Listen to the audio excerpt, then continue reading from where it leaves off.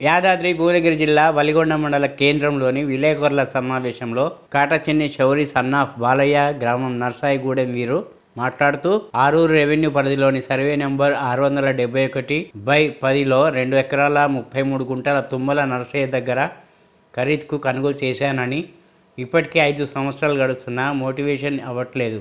MRO మరియు పై అధికారులు చొరవ తీసుకొని నా యొక్క భూమిని మోటివేషన్ చేయగలరని కోరుతూ వినతి పత్రం అందజేసినారు. గ్రామం అరూరు రెవెన్యూ డివిజన్ ఒలిగొండ మండలం. నేను అది 5 సంవత్సరాల కింద అంటే 2019 జనవరిలో తుమ్మల నర్సాయిగూడెం గ్రామం వారి దగ్గర నుంచి 2 ఎకరాల 33 గుంటలు 671/10 సర్వే నెంబర్లో భూమి కొన్నాను. కొన్న తర్వాత నా భూమి మ్యూటేషన్ అనేది జరగలేదు. నేను చాలాసార్లు ఓరల్గా రిప్రజెంట్ చేశాను. తర్వాత పేపర్ కూడా రిప్రజెంట్ చేస్తూనే వస్తున్నాను. తర్వాత సబ్సిక్వెంట్ డేస్లో కరోనా వచ్చిందని చెప్పి ఆఫీసులు తెరవక కొంత, ఆఫీసులు తెరిచిన స్టాఫ్ లేరని కొంత, తర్వాత ఎలక్షన్ కూడా అని కొంత ఇట్లా జాప్యం చేస్తూ వచ్చినారు. అయినా కానీ రెగ్యులర్ ఇంటర్వెల్లో వచ్చి నేను ఓరల్గా కలుస్తున్నాను, ఇన్ రిటర్న్ రిప్రజెంటేషన్ కూడా ఇస్తున్నాను. తర్వాత ఇచ్చినా కానీ ధరణి పోర్టల్లో ఆప్షన్ లేదని అప్పటి ఎంఆర్ఓ గారు లేదని చెప్పడం జరుగుతుంది. ఒకసారి ఆప్షన్ ఓపెన్ అయిందని చెప్తే నేను మ్యూటేషన్ ఫీజు కట్టాను. ఈ మీ సేవలు సంబంధిత మీ సేవల మ్యూటేషన్ ఫీజు కూడా కట్టాను. తర్వాత అది తీసుకుని వెళ్ళి నేను కలెక్టర్ గారికి ఇస్తే కలెక్టర్ గారు వాళ్ళు ఏదో చూసి తర్వాత డిజిటల్ సిగ్నేచర్ పెండింగ్ అని ఒక రిమార్క్ పెట్టారు. తర్వాత ఇక్కడికి వచ్చి అడిగితే అదే ఉంది, రీజన్ ఉంది, ధరణిలో ఆప్షన్ వేరే ఆప్షన్ ఏం లేదు అని చెప్పడం జరుగుతూ ఉంది. గత 3-4 సార్లు నేను oral representation in return representation చేశాను. కలెక్టర్ గారికి ఒకసారి రిప్రజెంటేషన్ చేశాను. మొన్న ప్రజా పాలనలో కూడా ఒకసారి రిప్రజెంటేషన్ ఇవ్వడం జరిగింది. ఇప్పుడు ఈరోజు కూడా ఎంఆర్ఓ గారికి రిప్రజెంటేషన్ ఇవ్వడం జరిగింది. ఇప్పుడు 5 సంవత్సరాల నుంచి నేను తిరుగుతున్నాను. నేను ఒక గవర్నమెంట్ ఎంప్లాయీనండి. నేను ఇప్పుడు మాటికి నాకు సెలవు పెట్టేటికి రావటం, వీడికి వస్తే పని కాకపోవటం అంటే 5 సంవత్సరాలు అవుతుంది. నేను ఇంకెన్నాళ్ళు తిరగాలి? నా భూమిని డబ్బులు పెట్టి కొన్న భూమి, నా భూమి నాకు రిజిస్ట్రేషన్ చేయకుండా, నా మ్యూటేషన్ చేయకుండా నా ఇట్లా తిప్పితే నేను ఎన్నిసార్లు అని తిరిగేది? ఎవరిని కలిసేది? నాకు ఎప్పుడు న్యాయం చేస్తారు? ఈరోజు మీరు ఎంఆర్ఓ గారిని కలిసిరా? ఏమన్నారు? ఈరోజు ఎంఆర్ఓ కలిస్తే ఇంకా ఫస్ట్ నుంచి ఆప్షన్స్ ఓపెన్ అవుతున్నాయి. వాళ్ళు ఏం చెప్తారో దాన్ని బట్టి మేము తగు చర్యలు తీసుకుంటాము అన్నట్టుగా అంటున్నారు. అది ఇప్పుడు ఈ సమస్య అనేది నా ఒక్కందే కాదు, మా గ్రామంలో ఇంకా చాలా ఉన్నాయి. అరుణ్ రెవెన్యూ డివిజన్లో కూడా చాలా ఉన్నాయి. As well as entire Telangana స్టేట్లో ఇట్లాంటి సమస్యలు చాలా ఉన్నాయని మనం మీడియా ముఖంగా కానీ పత్రికా ముఖంగా కానీ మాకు తెలుసుకుంటున్నాం. అది చెప్తూనే ఉన్నారు. ధరణిలో చాలా సమస్యలు ఉన్నాయి. ఇప్పుడు వచ్చినటువంటి ప్రభుత్వాలు కూడా ఈ సమస్య ఉంది, ఇది పరిష్కారం చేయాలని అంటూ ఉన్నారు. కానీ అది ఎప్పటికీ న్యాయం జరుగుతుంది? నాలాంటి రైతులకు ఎప్పటికీ న్యాయం జరుగుతుంది? ఇటువంటి కార్యాలయాల చుట్టూ మీరు ఎన్నిసార్లు తిరగాలి? మా డబ్బులు, మా యొక్క సమయం పోతుంది, మా యొక్క శ్రమ పోతుంది, పైసలు కూడా చాలా ఖర్చు అవుతున్నాయి రావడం. ఇట్లాగా ఇక్కడికి వచ్చినాక కూడా అధికారులు లేక మా రిప్రజెంటేషన్ పట్టించుకోకుండా జరుగుతూ ఉంది. మరి ఎప్పటికీ మాకు న్యాయం చేస్తారు? ఎప్పటికీ జరుగుతుంది ఇది? ప్రభుత్వానికి మీరు ఏం అప్పీల్ చేస్తారు? ఇప్పటికైనా ఈ ప్రభుత్వము ఇటువంటి వాళ్ళని చూసుకొని ఇటువంటి ధరణి సమస్యలో కూడా ధరణి సమస్యలు ఏదైతే ఉందో ఆ పోర్టల్ ఏ సమస్యలు ఉన్నాయో ఇప్పుడు అంటే మ్యూటేషన్ కానటువంటి నా మ్యూటేషన్కి సంబంధించిన రిప్రజెంటేషనే కాబట్టి ఇటువంటి రిప్రజెంటేషన్లు ఏమైనా ఉన్నాయో, ఇటువంటి సమస్యలు ఏమైనా ఉన్నాయో చూసి ఆ భూమి మీద ఎవరెవరికి అయితే ఫిజికల్గా పొజిషన్లో లేనటువంటి ఉంటారో మీరు ఫీల్డ్ ఎంక్వైరీ చేసి అటువంటి వాళ్ళ రికార్డ్స్ తొలగించి యాక్చువల్ పొజిషన్లో ఉన్న వాళ్ళని కరెక్ట్ సంబంధించిన వారినే మీరు ఫీల్డ్ ఎంక్వైరీ చేసి వాళ్ళకి న్యాయం చేయగలని నేను కోరుకుంటున్నాను. కలెక్టరేట్ భవనంలోని ప్రజావాణి సమావేశ మందిరంలో జిల్లా అధికారులు ప్రజల నుండి ఫిర్యాదులను స్వీకరించారు. జిల్లాలోని వివిధ గ్రామాల నుండి వచ్చిన ప్రజలు తమ సమస్యలను ఫిర్యాదుల ద్వారా అధికారుల దృష్టికి తీసుకురావడంతో వాటిని సంబంధిత శాఖ అధికారులకు అందజేశారు. అధికారులు స్వీకరించిన 28 ఫిర్యాదులలో 17 ఫిర్యాదులు రెవెన్యూ శాఖకు సంబంధించినవి కాగా, వెటర్నరీ, మున్సిపల్ శాఖకు 2 చొప్పున ఫిర్యాదులు రాగా, mission Bhagiratha, R&B, labour, police, DTDO, భూముల సర్వే, గనుల శాఖకు ఒక్కొక్కటి చొప్పున ఫిర్యాదులు అందాయి. ఫిర్యాదుదారుల సమస్యలను వీరంత త్వరగా పరిష్కరిస్తామని జిల్లా అధికారులు తెలిపారు.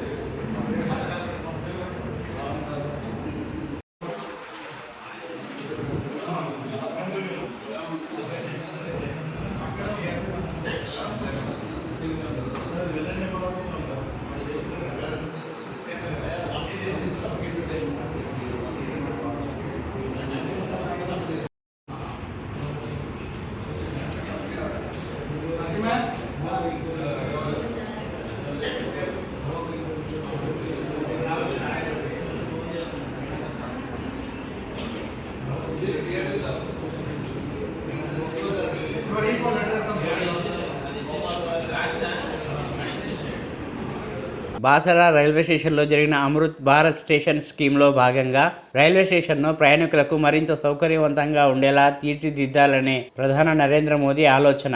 ఈ పథకంలో భాగంగా బాసరా 11.33 కోట్లతో రైల్వే స్టేషన్ను అభివృద్ధి చేయాలని కేంద్రం నిర్ణయించింది. 2014-15లో తెలంగాణ రైల్వే బడ్జెట్లో 2024-25 నాటికి 258 కోట్ల కేటాయింపులను 5,070 కోట్లకు 20 రెట్లు పెంచడం తెలంగాణ రైల్వే అభివృద్ధికి మోదీ ప్రభుత్వానికి ఉన్న నిబద్ధతను తెలియజేస్తుందని స్థానిక శాసనసభ్యులు శ్రీ పవర్ రామారావు పటేల్ గారు అన్నారు.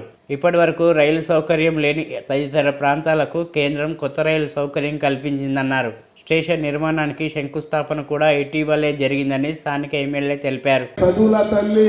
सरस्वती माता आशीर्वाद से बासर रेलवे स्टेशन का आधुनिकीकरण और यहाँ से आए हुए मेरे यात्रीगण, मेरे मुदोल इलाके के मेरे भाइयों बहनों और विद्यार्थीगण, इसी साथ डायस पे बैठे हुए हमारे आदिलाबाद के पार्लियामेंट मेंबर,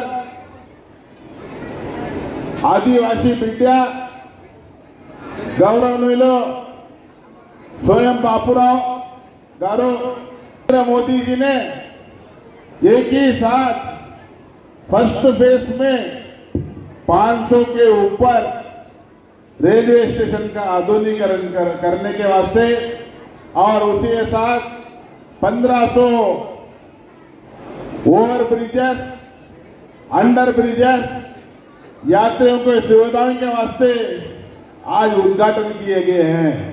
सेकंड फेज में लगभग 500 स्टेशन का भी बहुत जल्द दिनों में हमारे नरेंद्र मोदी जी भारत के प्रधानमंत्री उद्घाटन करने जा रहे हैं। आज हमारे Basar railway station tourism centre, Bharat देश में एक ही ज्ञान सरस्वती माता है। उस ज्ञान सरस्वती माता आशीर्वाद से उन्होंने आज जो हमारे पास आधुनिकीकरण का शिलान्यास हुआ, उसके वास्ते नरेंद्र मोदी जी को और हमारे अश्विनी भाई को और दानवे साहब को मेरे तरफ से, मेरे मुदोल इलाके के भाइयों के तरफ से धन्यवाद कहता हूं। भाइयों, भारत विकसित देश में आज अमृत महोत्सव के उत्तर पर भारत पिछले 10 सालों में कई उन्नति कर ली है।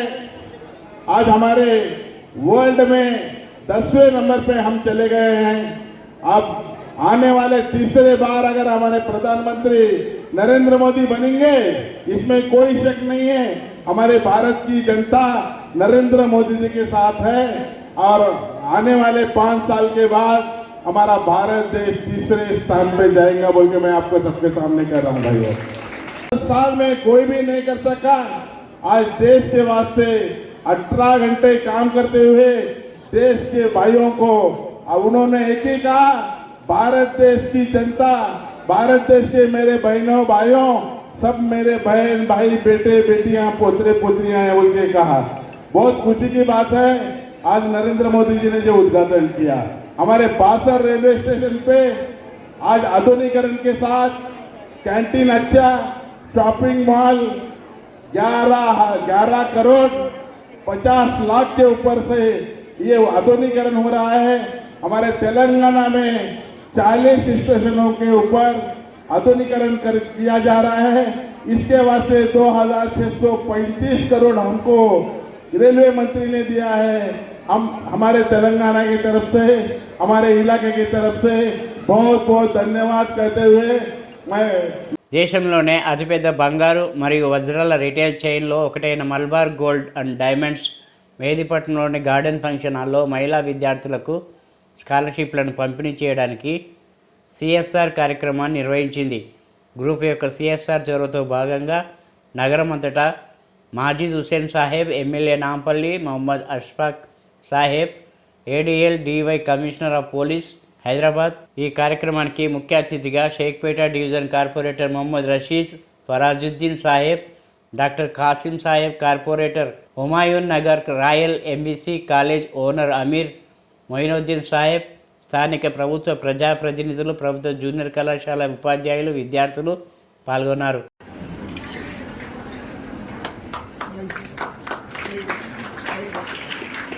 Please give it a gift, please.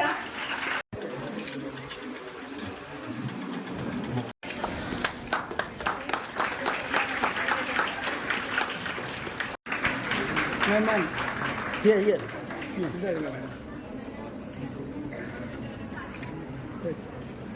के फील्ड में जाके आप बैठ सकते हैं.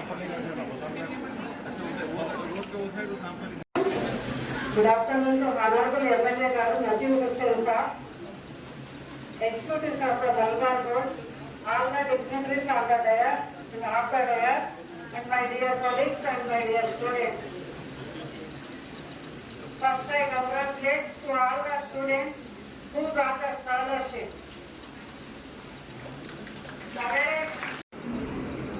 Respected dignitaries of today's function, all the beneficiaries, a big thanks to Malabar Gold. CSR program కింద వాళ్ళు ఇచ్చేటువంటి support it's unforgettable. Last year, our students, dash में तशरीफ पड़ा जनाब माजिद हुसैन साहब, MLA नापल्ली, जनाब रिजवान साहब, जनाब रमीज साहब और मेरे साथी डिग्निटरीज,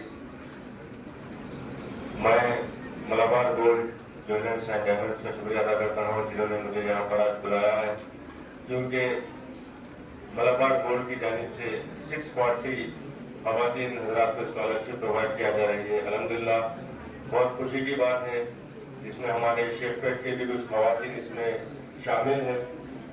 मैं फिर एक बार मलाबार गोल्ड की जानिब से शुक्रिया अदा करता हूँ जिन्होंने स्कॉलरशिप के लिए एक आगे बढ़ के CSR इवेंट का प्रोग्राम ऑर्गेनाइज किया। आप तमाम का शुक्रिया, जज़ाकल्लाह। Respected MLA sir and all the dignitaries on the dais and off the dais. And first of all, I would like to congratulate all the 640 students who got selected for this scholarship.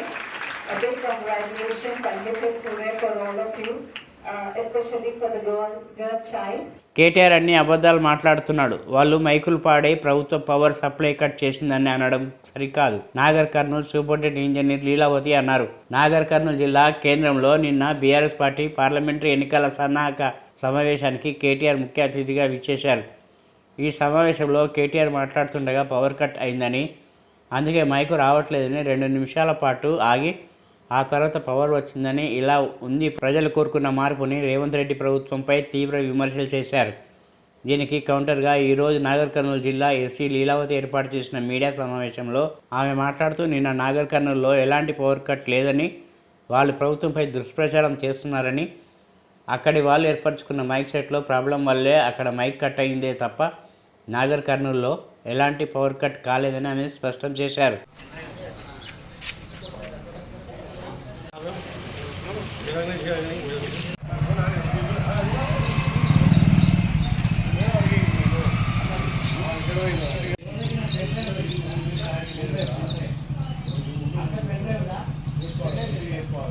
Nagar Kurnool current విద్యుత్ జిల్లా అధికారి నేను. నిన్న మాకు ఒక meeting, అంటే ఒక మీటింగ్లో ఎలక్ట్రిసిటీ అంతరాయము 2 నిమిషాల పాటు ఉండింది అని రాసింది. మేము అందరినీ ఎంక్వైరీ చేసి మేము కూడా టెక్నికల్గా రిపోర్ట్ తీసుకొని మాట్లాడుతున్నాం. ఎలాంటి అంతరాయం లేదు. ఇంకొకటి ఏంటంటే, ఇప్పుడు అక్కడ టెక్నికల్గా మైక్ ప్రాబ్లం వల్ల వాళ్ళకి అంతరాయం వచ్చింది. అంతరాయం మైక్ వల్ల వచ్చడం వల్ల ఎలక్ట్రిసిటీ డిపార్ట్మెంట్ మీద టోటల్గా బ్లేమ్ వేసినారు. కాబట్టి ఎలాంటి అంతరాయం లేదు, కరెంట్ అంతరాయం అయితే లేదు. టోటల్గా అది వాళ్ళు మైక్ మెకానికల్ ప్రాబ్లం వల్ల వచ్చిన అంతరాయం. దానికి నేను ఇప్పుడు రిప్లై ఇచ్చుకుంటున్నా. కాబట్టి అట్లా అంతరాయం కరెంట్లో లేదు, ఎప్పటికీ ఉండదు. కోతలు లేవు, కరెంటులో ఎట్లాంటి అంతరాయం లేదు. మేము కరెంటు నిరంతరం ఇస్తున్నాము. విశాఖలో నిన్న ఫ్లోటింగ్ బ్రిడ్జిని ప్రారంభించిన సంగతి తెలిసిందే. సముద్రంలో ఈ వంతెనను నిర్మించారు. వైసీపీ రీజనల్ కోఆర్డినేటర్, రాజ్యసభకు ఎన్నికైన వైవి సుబ్బారెడ్డి, మంత్రి గుడివాడ అమర్నాథ్ ఈ బ్రిడ్జిని ప్రారంభించారు. అయితే ఒక్కరోజు కూడా గడపకుండానే ఈ బ్రిడ్జి తెగిపోయింది. వంతెన చివరి భాగం సముద్రంలో కొంత దూరం కొట్టుకుపోయింది. అయితే ప్రమాద సమయంలో బ్రిడ్జిపై ఎవరూ లేకపోవడంతో అందరూ ఊపిరి పీల్చుకున్నారు. ప్రమాదం నేపథ్యంలో ఫ్లోటింగ్ బ్రిడ్జి వైపు ఎవరూ వెళ్లకుండా భద్రత ఏర్పాటు చేశారు. ఈ బ్రిడ్జి నిర్మాణాన్ని Visakha metropolitan region development authority చేపట్టింది. జనవరి మొదటి వారంలో పనులను చేపట్టి చాలా వేగంగా పూర్తి చేశారు. 1.60 కోట్లతో ఈ బ్రిడ్జి నిర్మించారు. రెండో రోజే బ్రిడ్జి తెగిపోవడంతో విమర్శలు వ్యక్తమవుతున్నాయి. ప్రమాద సమయంలో అక్కడున్న సందర్శకులు సైతం ఆగ్రహం వ్యక్తం చేశారు.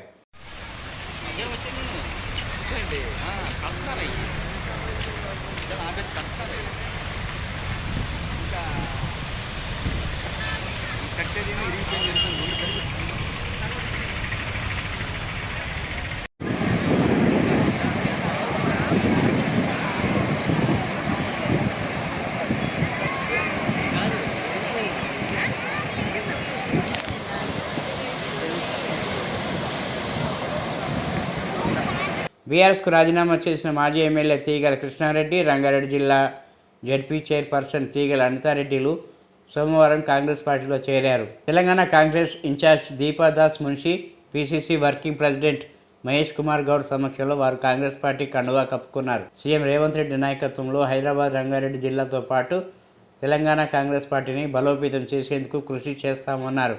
అభివృద్ధి లక్ష్యంగా తాము కాంగ్రెస్లో చేరామన్నారు. నమస్కారం. సోనియా గాంధీ గారికి, రాహుల్ గాంధీ గారికి, ప్రియాంక గాంధీ గారికి, మా రేవంత్ రెడ్డి అన్న గౌరవ ముఖ్యమంత్రి గారికి, మరియు వారితో పాటు దీపాదాస్ మున్షి గారికి, చెల్ల నరసింహారెడ్డి గారికి, మాతో పాటు ఈరోజు రంగారెడ్డి జిల్లా వ్యాప్తంగా నాతో పాటు ఇక్కడ ఉన్న జెడ్పీటీసీలందరికీ, మహేశ్వరం నియోజకవర్గం నుండి వచ్చిన general secretary, party president Bera Balakrishna గారికి, రాఘవేందర్ రెడ్డి గారికి, మరియు రాకేష్ రెడ్డి గారికి, సరూర్ నగర్ నుండి వచ్చిన మండల అధ్యక్షులందరికీ కూడా పెద్ద ఎత్తున హృదయపూర్వక నమస్కారములు. మాతో అభిమానంతో మరియు కాంగ్రెస్ పార్టీ వైపు చూస్తున్న మా యొక్క అక్క చెల్లెల అన్నతమ్ములందరికీ కూడా పెద్ద ఎత్తున నమస్కారాలు. ఈరోజు మేము రూలింగ్ గవర్నమెంట్కి వచ్చిన కాంగ్రెస్ పార్టీతో తోడుగా ఉండి మరి ఈరోజు ఖచ్చితంగా మేము మా యొక్క జిల్లా అభివృద్ధి, నియోజకవర్గ అభివృద్ధి కోసం కాంగ్రెస్ పార్టీలో చేరడం జరుగుతుంది. వాస్తవానికి మా పంచాయత్ రాజ్ వ్యవస్థ అనేది చాలా హీనంగా మారిపోయింది. గవర్నమెంట్ స్కూల్సే కానీ, హాస్పిటల్సే కానీ, ముఖ్యంగా గత 5 సంవత్సరాల్లో మా యొక్క సర్పంచ్ల పవర్లన్నీ కూడా తీసివేయబడి ఉన్నాయి. ఎంపీటీసీలకే కానీ, జెడ్పీటీసీలకే కానీ పదవులు ఇవ్వడమే కానీ జిల్లా పరిషత్ చైర్మన్లకు కూడా ఎక్కడా కూడా మరి ఈ కార్యాచరణ ఉంది, మీకు ఇందులో పవర్స్ ఉన్నాయి, విధులు ఇవి, మీకు నిధులు ఇవి అని ఎక్కడా చెప్పడం జరగలేదు. మా హక్కులు, మాకు వచ్చే నిధులన్నీ కూడా తీసివేయబడ్డాయి. కాబట్టి ఈ యొక్క పంచాయత్ రాజ్ వ్యవస్థని బాగా మెరుగు చేయాలని ఈ విధంగా మన గౌరవ ముఖ్యమంత్రి రేవంత్ రెడ్డి గారు కూడా ఆలోచిస్తున్నారు. కాబట్టి మా యొక్క గ్రామీణ వ్యవస్థ చాలా మెరుగుపడాలి, బాగుపడాలి. స్కూల్స్, హాస్పిటల్స్, మౌలిక సదుపాయాలు అన్నీ కూడా మండలాల్లో చాలా పెద్ద ఎత్తున అభివృద్ధి చెందుతాయి, మెరుగుపడతాయని ఒక ఆకాంక్షతోటి ఈ యొక్క కాంగ్రెస్ పార్టీలో చేరడం జరుగుతుంది. అదేనే కాదు, గత ఎన్నికల్లో కూడా మరి ఎంతో నిరుత్సాహంగా ఉన్న టీఆర్ఎస్ పార్టీ పైన ఉన్న ప్రజలే వాళ్ళందరూ కూడా తీర్పునిచ్చి కాంగ్రెస్ పార్టీని గెలిపించారు. కాబట్టి మరి మంచి రోజులు వచ్చాయి మన తెలంగాణకని చెప్పుకోవడం జరుగుతుంది. నాకు ఇంత పెద్దన అవకాశం ఇచ్చిన మన పెద్ద పెద్ద మినిస్టర్స్ అందరికీ కూడా, కాంగ్రెస్ పార్టీలో ఉన్న అందరు మేధావులకి మరి అందరికీ కూడా నా యొక్క నమస్కారాలు, కృతజ్ఞతలు. మరి ఈరోజు మేము ఖచ్చితంగా మీ అందరి ముందు వాగ్దానం చేస్తున్నాము.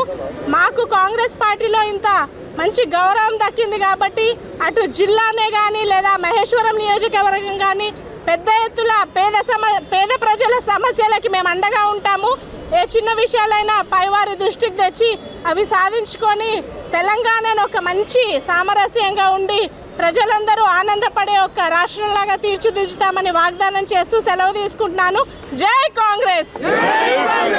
ఎంపీగా పోటీ చేసి తీరుతానని కాంగ్రెస్ సీనియర్ నేత హనుమంతరావు స్పష్టం చేశారు. సోమవారం మీడియాతో మాట్లాడుతూ ఖమ్మంలో చాలా సంవత్సరాలుగా పనిచేస్తున్నానని, ఖమ్మం ప్రజలపై జరిగిన ప్రతి అన్యాయానికి వ్యతిరేకంగా పోరాటం చేశానని, కాంగ్రెస్ పార్టీ క్యాడర్ తనను ఖమ్మం నుంచి పోటీ చేయాలని అడుగుతున్నారని చెప్పారు. ఇండియాలో తనకంటే ఎక్కువ తిరిగే నాయకుడు ఉన్నారా అని, కాంగ్రెస్ పార్టీ కోసం తనకంటే ఎక్కువ కష్టపడ్డ వాళ్ళు ఉన్నారా అని ప్రశ్నించారు.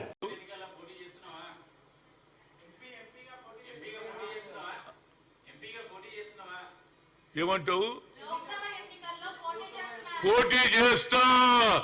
పోటీ చేసి తీర్తా.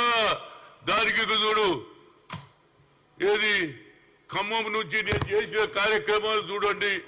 ఇది నేను పంపించింది కాదు, ఖమ్మం ప్రజలే పంపించారు.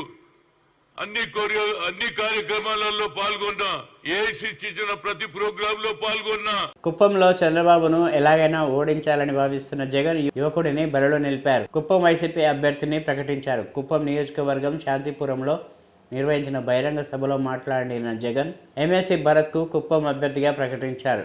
గత ఎన్నికల్లో భరత్ తండ్రి చంద్రమౌళి గెలవకపోయినప్పటికీ భరత్ను ఎమ్మెల్సీని చేసి కుప్పం నియోజకవర్గ ఇన్ఛార్జిగా నియమించారు జగన్. భరత్ను మన బలహీన వర్గాలకు చెందిన నాయకుడిని, మీ వాడిని ప్రతినిధిగా చేసి ఆయన 2019లో గెలవలేకపోయినా కూడా ఎమ్మెల్సీగా చేసి కుప్పానికి ఈ 5 సంవత్సరాలలో ఇంత మంచి చేశాం. ఇదే భరత్ని, మీ వాడిని కుప్పం ఎమ్మెల్యేగా ఎన్నుకోండి. కుప్పం ఎమ్మెల్యేగా ఎన్నుకోండి. నా కేబినెట్ లో మంత్రిగా స్థానం ఇస్తాను. నా గుండెల్లో పెట్టుకుంటాను.